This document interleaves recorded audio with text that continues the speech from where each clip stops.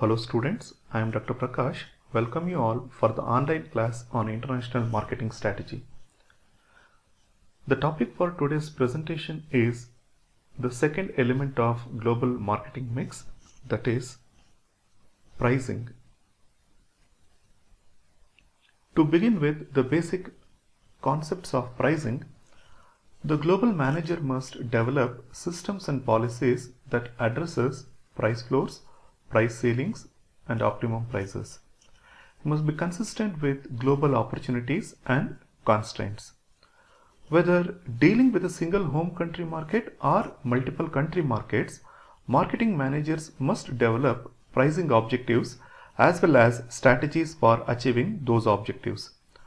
The overall goal may be to contribute to an internal performance measure such as unit sales, market share, or return on investment. However, a number of pricing issues are unique to global marketing. In this presentation, we will cover many of these issues. As I already said, the marketing managers must determine the objectives for the pricing objectives, that is unit sales, market share, or return on investment. They must then develop strategies to achieve those objectives like penetration pricing or market skimming. Now let's move on to the market skimming and the financial objectives. So market skimming means charging a premium price in the international market. It may occur at the introduction stage of product life cycle. By setting a deliberately high price, demand is limited to innovators and early adopters who are willing and able to pay the price. When the product enters the growth stage of the life cycle and competition increases, manufacturers start to cut prices. This strategy had been used consistently in the consumer electronics industry. For example, when Sony introduced the first consumer VCRs in the 1970s, the retail price exceeded $1,000. The same was true when the compact disc players were launched in the early 1980s. Within a few years, prices for these products dropped well below $500. This pattern was evident in the fall of 1998 when HDTV sets went on sale in the United States with prices starting at about $7,000. This price both maximizes revenue on limited volume and matches demand to available supply.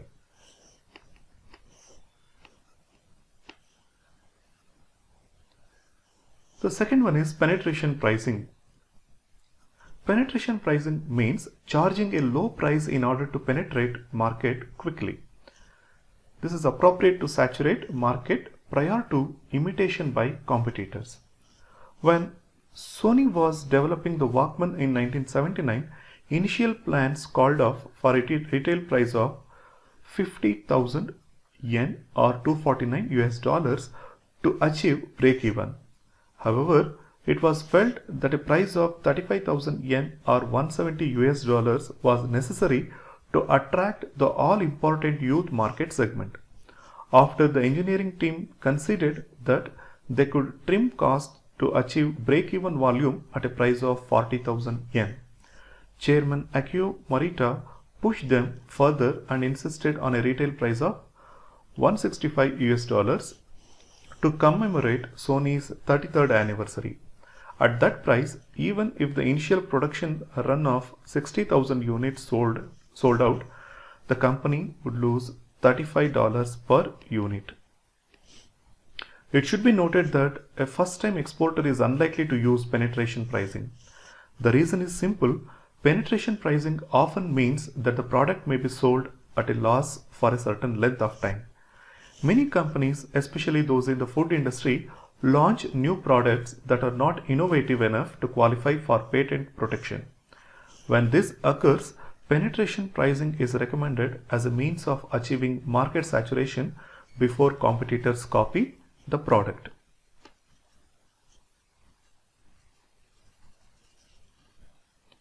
Come to companion products. Products whose sale is dependent upon the sale of primary product, say video games, are dependent upon the sale of the game console. If you make money on the blades, you can give away the razors. The biggest profits in the video industry come from sale of game software.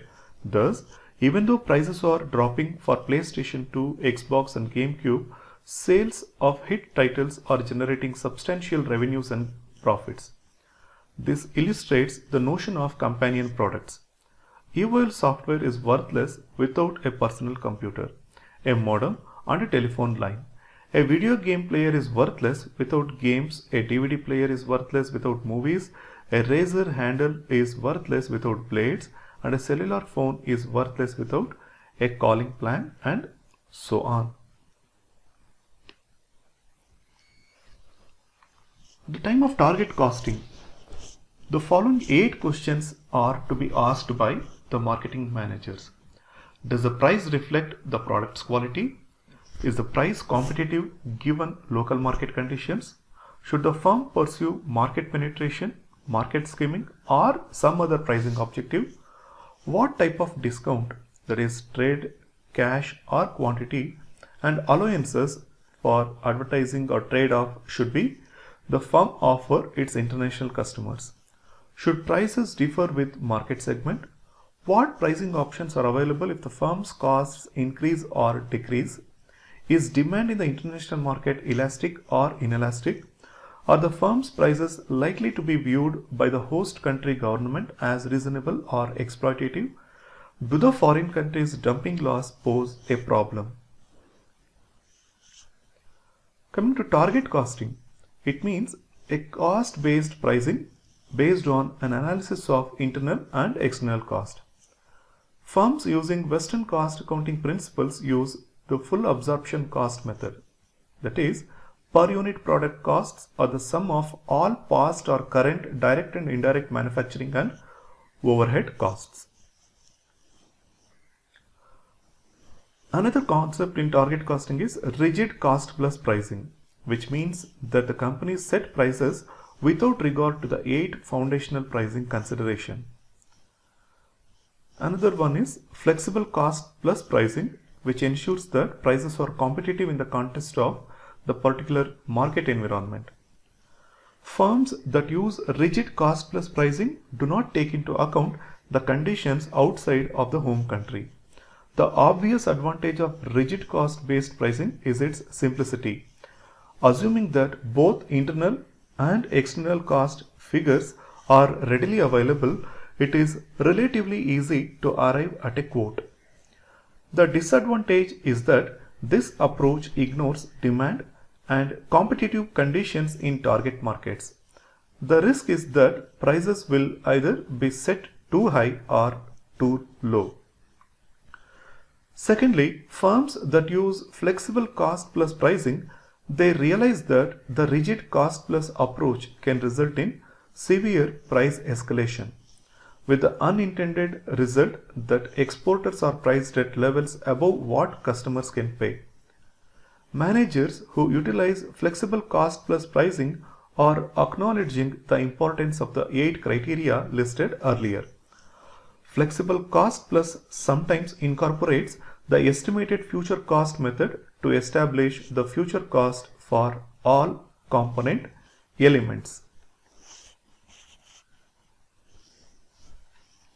Coming to the terms of the sale, they have to obtain the export license if required, they have to obtain the currency permit, they have to pack goods for export, then they have to transport goods to place of departure, then they have to prepare a land bill of lading, they have to complete all necessary customs export papers, they have to prepare customs or consular invoices, they have to arrange for ocean freight and preparation, they have to obtain marine insurance and certificate of the policy. The important terms of the sale, which are called as Incoterms, are Ex Works.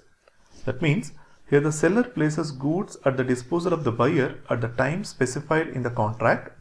Buyer takes delivery at the premises of the seller and bears all risks and expenses from that point on. Another term is delivery duty paid, which means Seller agrees to deliver the goods to the buyer at the place he or she names in the country of import with all costs including duties paid.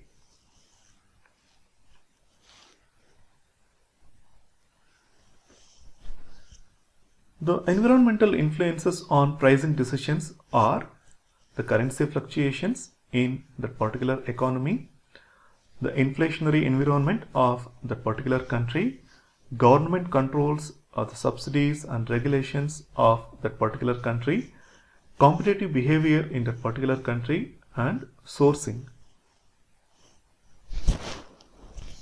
In global pricing, there are three policy alternatives that are available for the marketing managers. That is extension, adaptation, or geocentric. We also have grey market goods in international market. The trademarked products are exported from one country to another where they are sold by unauthorized persons or organizations. It occurs when product is in short supply, when producers use skimming strategies in some markets, and when goods are subject to substantial markups. So for example, in Bangalore, we can see the grey market in the national market in Majestic area. Second one is dumping. It means sale of an imported product at a prices lower than that normally charged in a domestic market or country of origin. It occurs when imports sold in the US market are priced at either levels that represent less than the cost of production plus an 8% profit margin, or at levels below those prevailing in the producing countries. To prove, both price discrimination and injury must be shown. So this happens when the goods are exported in a large number to a local market. The next one is price fixing. Here, the representatives of two or more companies secretly set similar prices for their products. It is an illegal act because it is anti-competitive. And horizontal price fixing occurs when competitors within an industry that make and market the same product conspire to keep prices high. The third one is vertical price fixing, which may occur when a manufacturer conspires with wholesalers or the retailers to ensure certain retail prices are maintained. Another term used in international marketing is transfer pricing.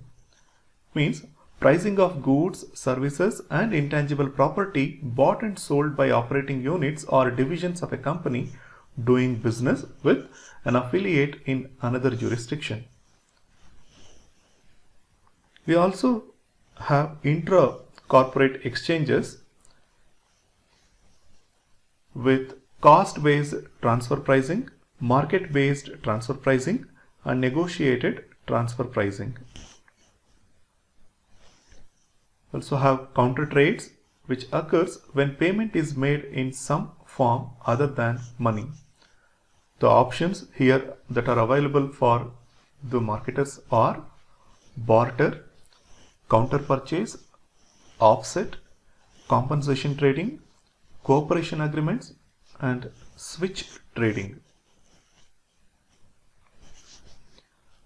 The first one is barter. This is the least complex and oldest form of bilateral non-monetary counter trade. Here, a direct exchange of goods or services between two parties takes place. The important Incoterms related to this are FAS, that is free alongside ship.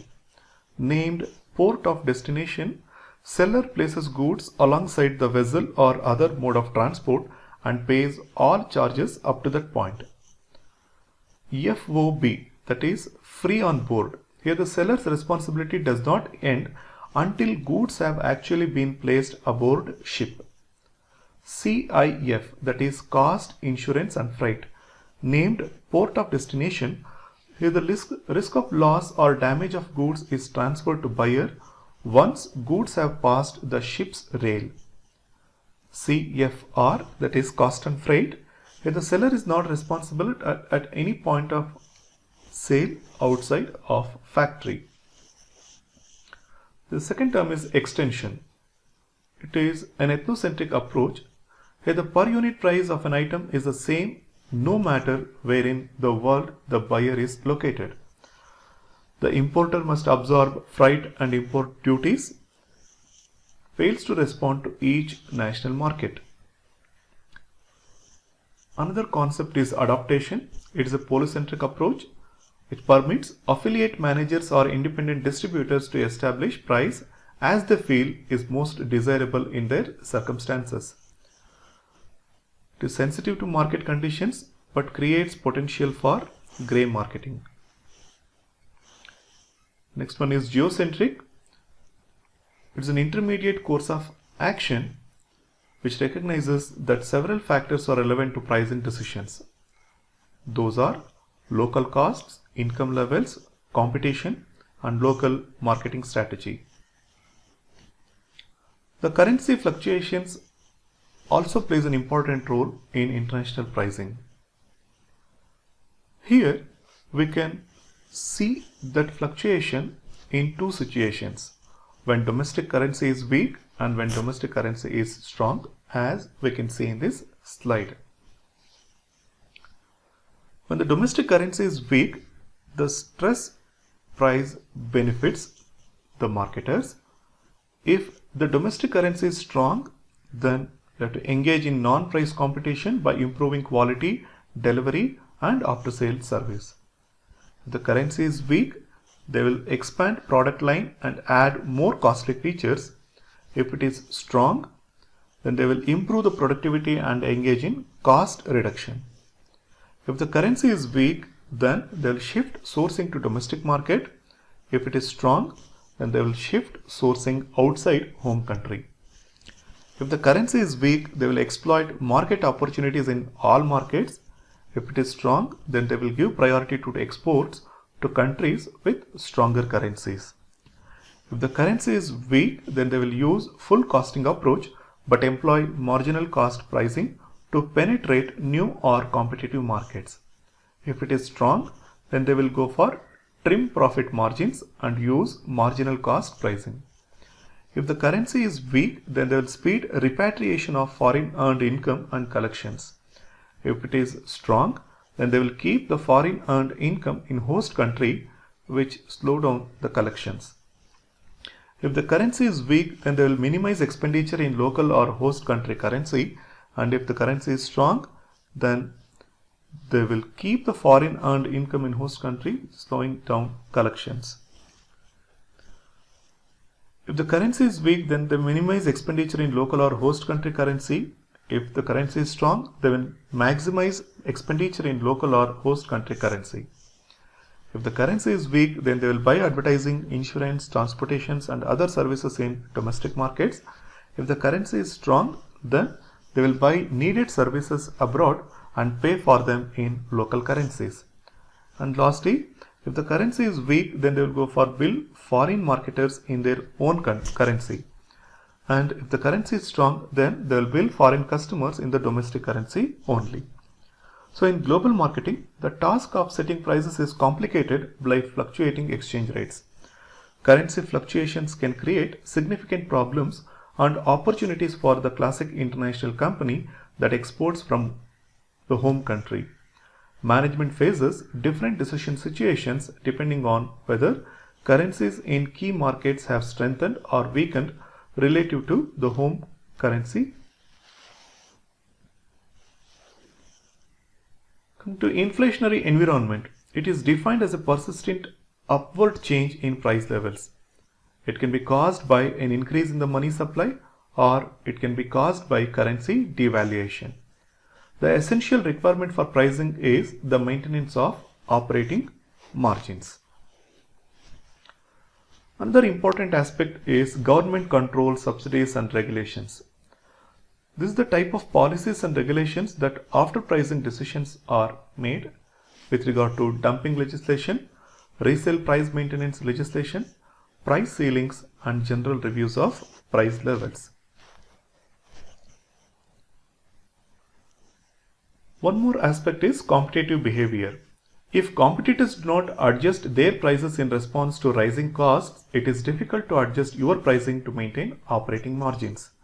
If competitors are manufacturing or sourcing, that is in a lower cost country, it may be necessary to cut prices to stay competitive. And finally, using source as a strategic pricing tool, marketers of domestically manufactured finished products may move to offshore sourcing of certain components to keep costs down and prices competitive. With this, I will conclude this presentation. Thank you.